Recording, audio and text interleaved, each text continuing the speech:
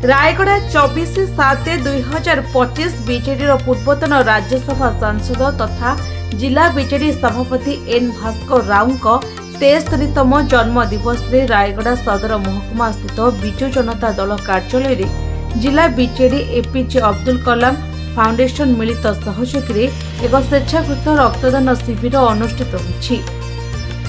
शिविर मोट 75 यूनिट रक्त संग्रहित होता। यह रक्तदान शिविर को मुख्य अतिथि रूपे जोगदे एन भास्कर राव उद्घाटन करथिले।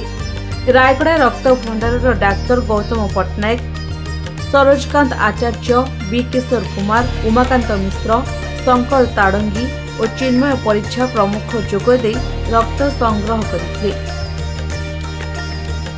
एसहित बीजेडी वरिष्ठ नेता भास्कर राव तांको जन्मदिन में मेगा रक्तदान शिविर आयोजन करछन्ति। प्रत्येक 18 रु 60 वर्ष होइतबा व्यक्ति रक्तदान करिबा आवश्यक बोली से आह्वान दैछन्ति। अन्ना भी तिरुपति आज आज्ञाकर 73तम जन्मदिन उपलक्षे आज आयोजन कराई एवं तांकर ब्लड डोनेशन कैंप एवं जो माने अछंती अनाथाश्रम शाढ़ी सब प्रकार बंटन कराई एवं तांकर जेमती सबुदिन भलरे रहंतु रहंतु एवं सब बेले लोकंकर सेवा करंतु बोली आमर आशा एवं आकांक्षा